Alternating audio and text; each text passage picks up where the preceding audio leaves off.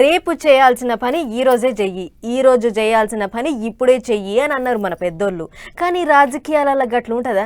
ఎలక్షన్ల టైంలో లీడర్ సాబులు ఇచ్చిన హామీలు అమలు కావాలంటే దానికి ఒక టైం అనేది ఉండదు. సార్లు ఇచ్చినప్పుడే తీసుకోవాలి, చేసినప్పుడే మురవాలి. సరే, ఇక అందరు లీడర్లు గట్లనే ఉంటారని కాదు, కానీ గీ నడుమ కొంతమంది లీడర్లు ఎప్పుడు ఇచ్చిన హామీలను అప్పుడే నెరవేరుస్తుర్రు.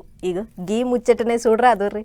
ఇమాములకు 10,000, మౌజములకు 5,000, అదే మాదిరిగా ఇప్పటికి 180 కోట్లు ఇచ్చాం.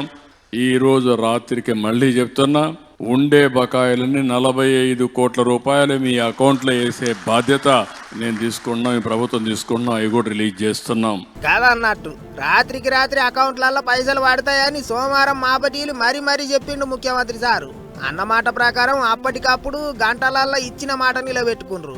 రంజాన్ పండుగ ముంగట ఇమాములు మౌజన్లను దిల్కుజ్ చేసిండ్రు. రాష్ట్రంలో ఉన్న 5,000 మంది ఇమాములకు నెలకు 10,000, అట్లనే 5,000 మంది మౌజన్లకు నెలకు 5,000 ఇస్తామని ఎలక్షన్ల టైంలో చెప్పిర్రు సర్కారోళ్ళు. అప్పట్లో అధికారంలోకి రాగానే మాట నిలబెట్టుకుండ్రు. కానీ మరిగా ఎట్టెట్లా అయిందో ఏం కథనో ఈ 6 నెలల సంది మాత్రం పైసలు రాలేదట. అందుకే రంజాన్ పండుగ యాలల్లో మొత్తం 10,000 మందికి 6 నెలల పైసలు ఒక్కటేసారి అకౌంట్లలో వేసిండ్రు. 45 కోట్లు రాత్రికి రాత్రి విడుదల చేసిండ్రట. జర ఆలస్యమైనా సరే పండుగ పూట పైసలు వేసి తిప్పల పోగొట్టిండ్రా అన్నట్టు. ఇక అది అట్లుంటే బుధారం సంధి ఏపీలో ఇంకో కొత్త పథకం చాలు కాబోతున్నది. ఇప్పటికే స్త్రీశక్తి పథకం పెట్టి ఆడోళ్లకు ఫ్రీ బస్సు పెట్టిండ్రు కదా, అగో అట్లనే దివ్యాంగ శక్తి అనే పథకం చాలైతాంది.